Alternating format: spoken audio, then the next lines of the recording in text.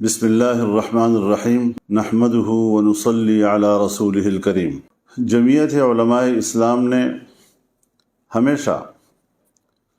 فلسطین اور فلسطینیوں کے موقف کو صحیح سمجھا ہے اور تسلسل کے ساتھ فلسطینیوں کے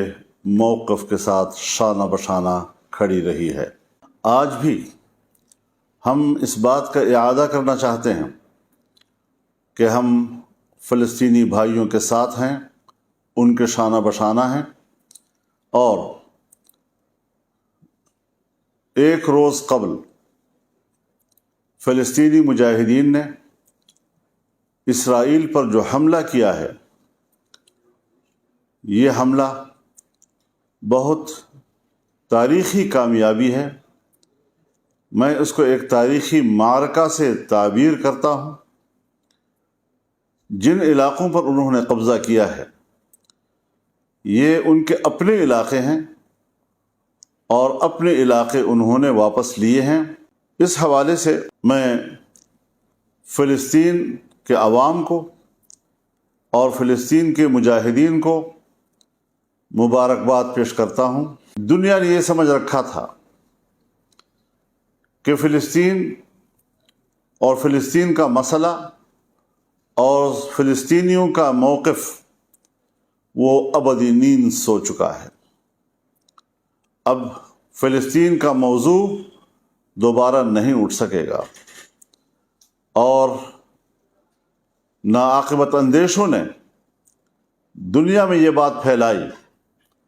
اور ہمارے ہاں ایک طبقہ اور ایک عنصر پیدا ہوا جس نے اسرائیل کو تسلیم کرنے کے موضوع کو ترجیح دلائی، اس کی اہمیت سے لوگوں کو متاثر کرنے کی ناکام کوشش کی۔ میں سمجھتا ہوں کہ آج اس معرکے نے فلسطین کے مسئلے کو زندہ ہی نہیں کیا، ثابت کیا ہے کہ فلسطین کا مسئلہ مرا نہیں، اور آج اس کی اہمیت آسمانوں کو چھو رہی ہے۔ اس حملے میں اسرائیل کے پورے دفاعی نظام کو ناکام بنا دیا گیا ہے، ان کے گھمنڈ کو زمین بوس کر دیا گیا ہے، ان کی انٹیلیجنس کو ناکام بنا دیا ہے۔ یہ حقیقت تسلیم کر لینی چاہیے دنیا کو کہ اسرائیل کوئی قوت نہیں، اسے بڑا چڑھا کر پیش کیا جا رہا ہے، اور اس قوت کو جس انداز سے بڑھا کر پیش کیا جا رہا ہے یہ انصاف کے تقاضے پورے نہیں کر رہا ہے۔ میں ساتھ ہی یہ بات بھی اپنے فلسطینی بھائیوں سے اور مجاہدین سے کہوں گا کہ وہ انسانی حقوق کا احترام کریں، اسے تحفظ دیں، اس کا لحاظ رکھیں، بچوں، عورتوں اور عام شہریوں کو گزند نہ پہنچائیں، ان کی زندگیاں تلف نہ کریں، اور دنیا کو بتائیں کہ اسرائیل اور صہیونی جنہوں نے فلسطینیوں کی نسل کشی کی، ان کے بچوں کو قتل کیا، ماؤں کے سامنے قتل کیا، والدین کے سامنے قتل کیا،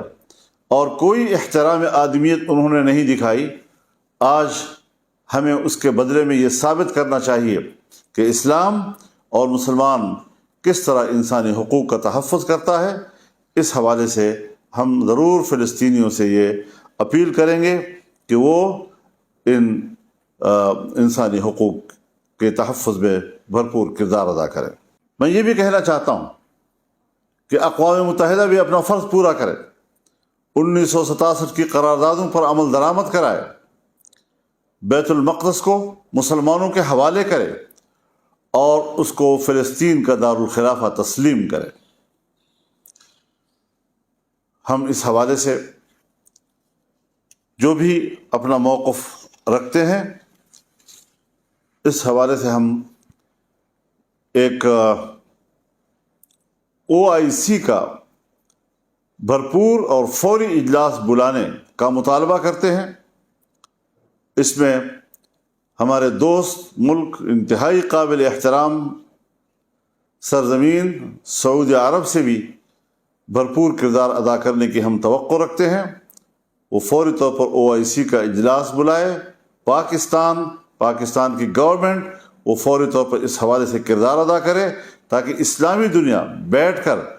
ان نئے معروضی صورتحال کو سامنے رکھتے ہوئے ایک نئے زاویہ نظر کے ساتھ اپنے موقف کا تعین کرے اور مشرق وسطیٰ میں امن کے قیام کو یقینی بنانے کے لیے منصوبہ بندی کرے۔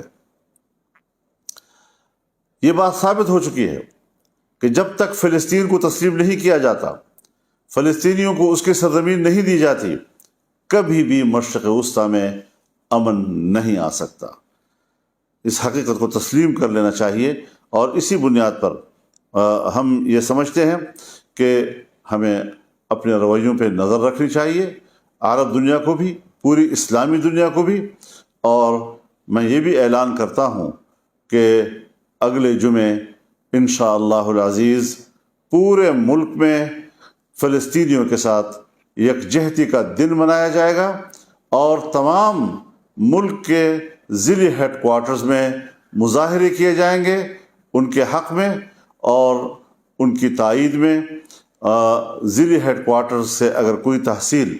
اتنی دور ہو کہ وہاں ان کے لیے پہنچنے میں دقت ہو تو وہاں پر تحصیل ہیڈ کوارٹرز میں بھی مظاہرے کیے جا سکیں گے۔ پورے ملک کے عوام، پاکستانی قوم اس حوالے سے میدان میں آئے اور اسلامی وحدت کا ثبوت پیش کرے کہ اسلام ایک دین ہے اور مسلمان ایک جسم ہے، اور جسم کے کسی حصے میں بھی اگر کوئی تکلیف ہے تو اس کا احساس پوری دنیا کا مسلمان کر رہا ہے۔ پاکستانی قوم اس حوالے سے انشاءاللہ اپنا کردار ادا کرے گی، اپنی رائے دے گی، یکجہتی کا مظاہرہ کرے گی، اور جمعے کے روز جمعے کی نماز کے بعد پورے ملک میں انشاءاللہ العزیز اس حوالے سے یکجہتی کا دن منایا جائے گا، بھرپور مظاہرے کیے جائیں گے۔ میں اس حوالے سے پوری قوم سے اپیل کرتا ہوں کہ یکجہتی کی اس دن کو بھرپور طور پر کامیاب بنائے۔ بہت بہت شکریہ۔ وآخر دعوانا ان الحمد للہ رب العالمین۔